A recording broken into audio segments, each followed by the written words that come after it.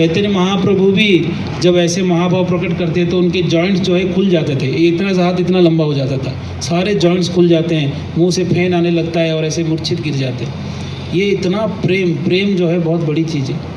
हम इस संसार में सोचते हैं, बोलते हैं कि प्रेम करते हैं, पर प्रेम, एक बूंद भी प्रेम नहीं हमारे हृदय में, है ना। प्रेम, अगर वास्तविक प्रेम का अनुभव करेंगे तो रोने लगेंगे आप। पहला सिम्टम क्या है प्रेम का? रोएंगे, वो नहीं सहन कर पाएंगे। इतना प्रेम, इतना बहुत बड़ी चीज़ होता है। कई बार संसार में देखते हैं, अगर हम ज़्यादा प्रेम किसको करते हैं तो रोने लगते हैं। तो ये तो शुरुआत है, और इसके आगे प्रेम का तो खजाना है भगवान के पास।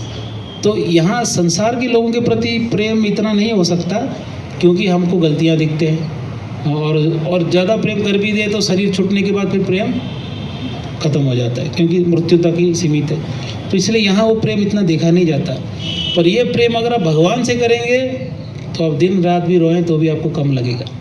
इसलिए देखो, कोई भी भक्त, इवन मैं देखा हूँ नया लोग भी है, देखो भगवान स्वाभाविक सबके पिता हैं, सब सारे आत्मा उनके अंश है, स्वाभाविक प्रेम है, पर हम भूल चुके हैं। हम कुछ यात्रा लेके गए थे यहाँ से युवकों को, एक नया लड़का था, माला भी नहीं करता था, वो तो नास्तिक जैसा ही था, थोड़ा बहुत, बड़े मुश्किल से यात्रा लेके गए थे।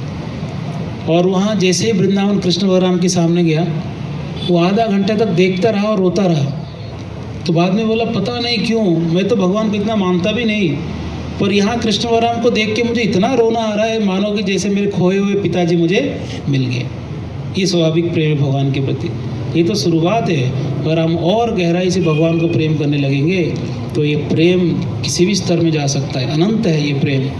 तो भगवान जब महाभाव प्रकट करते हैं तो ऐसे दशा हो जाता है। श्री चैतन्य महाप्रभु जब लीला समाप्त करने जा रहे थे जगन्नाथपुरी में, अंत समय में, कुछ सालों में, वो गंभीरा करके एक स्थान है जहाँ कमरे के अंदर उनको बंद करके रखा जाता था, रात को कहीं भाग ना जाए। वो कृष्ण के विरह में कृष्ण कृष्ण कृष्ण करके इतना रोते थे, और रोते हुए दरवाज़ा खोल के भागते थे समुद्र की ओर, यमुना जी समझ के, और समुद्र में कई बार बह जाते थे, और कहीं और कोणार्क में कहीं निकलते थे, और एक बार तो एक मछुआरे के जाल में भी आ गए थे। वो ऐसे सोचते थे यमुना जी है, और जो भी थोड़ा सा छोटा सा टीला मिलता है गोवर्धन समझ के वहाँ जाकर पूरा शरीर को रगड़ते थे, ये गोवर्धन जी है। इतना प्रेम। और गंभीरा के अंदर कृष्ण विरह में, कृष्ण प्राप्त में, जब दरवाज़ा उनको मिलता नहीं था या दरवाज़ा खुलता नहीं था, बाहर से लोग बंद कर दिए भक्त लोग, तो रोते रोते रोते, हे कृष्ण कहाँ हैं आप? क्योंकि राधा रानी के भाव में लीलाएं कर रहे थे। कृष्ण साक्षात है, चैतन्य महाप्रभु साक्षात कृष्ण है, पर राधा रानी की मूड में है, भाव में है, और कृष्ण विरह में है। तो हे कृष्ण करके रात में दीवारों में अपने चेहरे को घिसते थे, तो सुबह ऐसे खून हो जाता था, उनको पता नहीं चलता था कहाँ है मेरे कृष्ण, मुझे कृष्ण से मिलना है। तो ऐसे करके भागते थे वो।